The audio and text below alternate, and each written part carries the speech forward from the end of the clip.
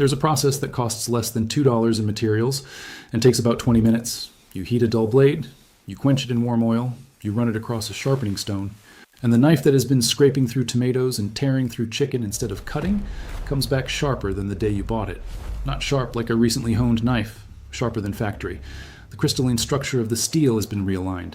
The hardness that was lost through repeated use and improper storage has been restored at the metallurgical level.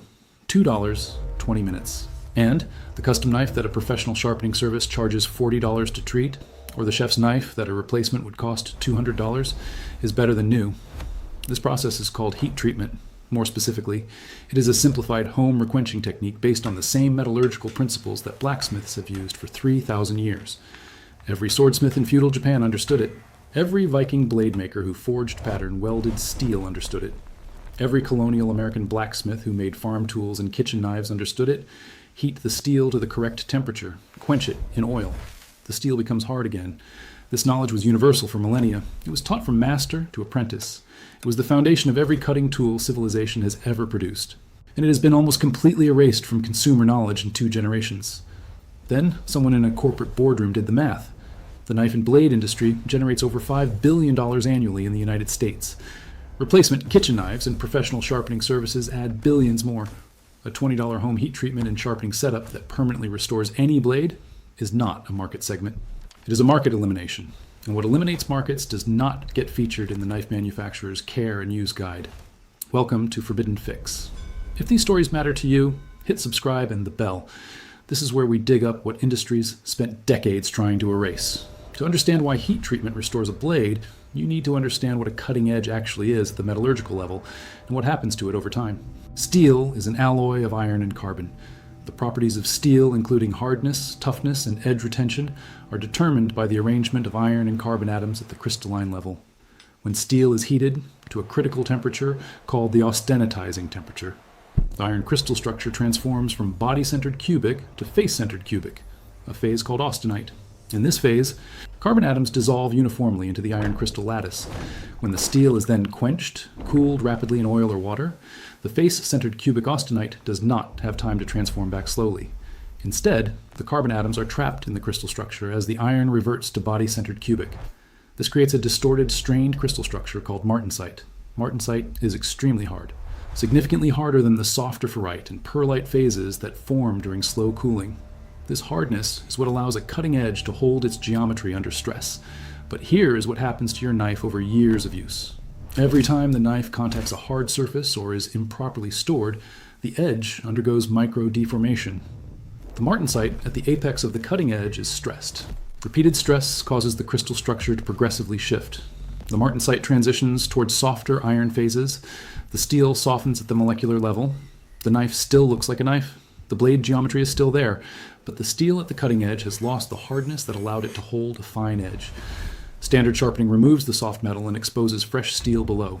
It restores the geometry but does not address the metallurgical condition. Home requenching restores the metallurgical condition. The critical temperature for heat treating most common kitchen knife steels, including the high carbon stainless steels used in brands like Victorinox, Wusthof, and Global, is called the Curie temperature. This is the temperature at which steel loses its magnetic properties. Approximately 1,400 to 1,500 degrees Fahrenheit for most knife steels. The Curie temperature is a convenient and accurate proxy for the austenitizing temperature in most medium to high carbon steels. When a blade, heated over an open flame, stops attracting a magnet, it has reached the correct temperature for quenching. This is a technique that bladesmiths have used for centuries as a field test requiring no thermometer. The quench medium is vegetable oil preheated to approximately 150 degrees Fahrenheit. Warm oil quenches at a rate that is slower and more controlled than cold water. Cold water quench produces martensite formation so rapidly that it creates internal stress gradients that can crack or warp thin blades. Warm vegetable oil produces a slightly softer but far tougher martensite with minimal quench cracking. This is why professional bladesmiths use warm oil for kitchen knife steels rather than water. The oil is your kitchen's canola or sunflower oil. $2, already in the cabinet. Before I go further, this video covers the basic requenching technique. Inside the Forbidden Fix vault, I have compiled complete blade metallurgy guides, steel type identification charts, temperature range tables for different alloys, tempering color guides, and advanced sharpening progressions from 100 to 10,000 grit that professional bladesmiths use to produce mirror-polished edges capable of shaving hair. The link is in the description. But stay right here because the knife industry's business model is built on your belief that metallurgy is inaccessible. The heat treatment of steel has been the foundation of every cutting civilization in human history. Archaeological evidence shows that Iron Age smiths in Anatolia were deliberately heat-treating iron blades as early as 1200 BC. The samurai sword tradition built an entire philosophical and aesthetic discipline around the heat treatment of tomahawk steel. Medieval European bladesmiths developed quench formulas using oil, tallow, and urine as quench media because they understood empirically that quench rate determines blade hardness and toughness. The American Bladesmith Society, founded in 1976, maintains a formal journeyman and master bladesmith certification system based entirely on the ability to heat treat steel correctly and produce demonstrably superior cutting performance. The knowledge has never been secret within the metalworking community. It has simply been treated as the exclusive domain of the professional, when in reality the fundamental technique requires nothing more than an open flame, a magnet, and a pot of warm oil. The knife replacement market generates billions in annual revenue. The high-end chef's knife market, anchored by brands like Wusthof, Schön, Miyabi, and Global, sells knives from $100 to over $1,000 each. The dominant consumer narrative is that a knife is a consumable. It dulls, it gets hard to sharpen, it needs to be replaced. This narrative serves everyone in the supply chain except the consumer. The knife manufacturer sells a replacement. The sharpening service sells a treatment. The kitchen supply store sells a new set. And the consumer pays $200 for a new knife when 20 minutes of heat treatment and a $10 sharpening stone would have restored the old one to superior performance. The metallurgy that makes a knife factory sharp in the first place is the same metallurgy that restores it. You just were never told that it was available to you. If you have made it this far, you understand more about steel crystalline structure and heat treatment physics than 99% of home cooks who have bought a new knife because the old one got hard to sharpen. Subscribe and share. One share is one more person who never buys another replacement knife. Here is exactly how to do it. Step 1. Heat a pot of vegetable oil to approximately 150 degrees Fahrenheit. A kitchen thermometer is helpful but not required. The oil should be warm and fluid but not smoking. Sunflower oil, canola oil, or peanut oil all work. Step 2. Hold the blade with tongs or a thick glove near a propane torch, a camp stove burner, or over a gas range set to medium-high. Heat the blade evenly, moving the flame along the length from spine to edge and back. Step 3. Every 30 to 45 seconds, hold a small magnet near the blade. Do not touch the magnet to the blade while heating. As the steel approaches the austenitizing temperature, it will stop being attracted to the magnet. When the magnet shows no attraction, the blade is ready. The steel is in the austenitic phase. Do not overheat past this point. Step 4. Immediately and in one smooth motion, plunge the blade edge first into the warm oil. Hold it steady and fully submerged for 30 to 60 seconds without moving it. Slow movement creates uneven quench rates. Stillness produces even hardness. Step 5. Remove the blade and inspect. The steel may be slightly discolored. It should be noticeably harder. Scratch the surface with a file. A properly quenched blade will resist the file. Step 6. Temper the blade immediately. This is critical. A fully hardened blade is too brittle for kitchen use. Heat the blade in a household oven at 250 to 300 degrees Fahrenheit for 1 hour. This tempering process relieves internal quench stress while retaining most of the hardness. Step 7.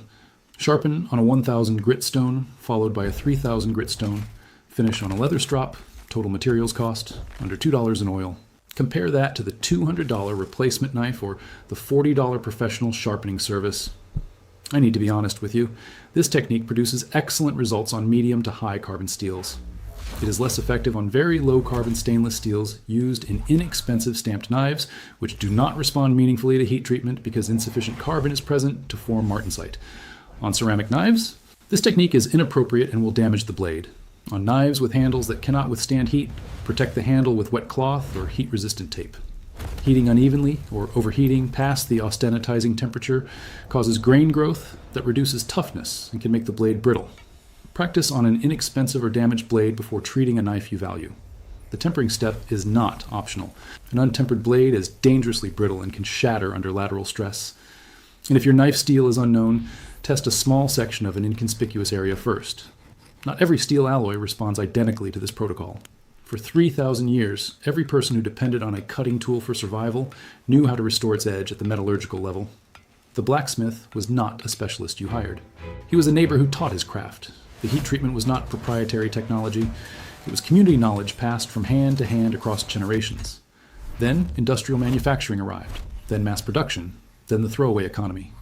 And somewhere in that transition, the knowledge that a blade could be restored at the crystalline level was reclassified as expert knowledge, reserved for bladesmiths with certifications, for professionals with forge setups, for anyone but the person holding the dull knife in their kitchen. There was not a more technical process. There was just a more profitable ignorance. Subscribe and share. Every share preserves what they tried to erase. The next vault opens soon, and what is inside might explain why your outlets have been dead for months when one drop of liquid would bring them back permanently.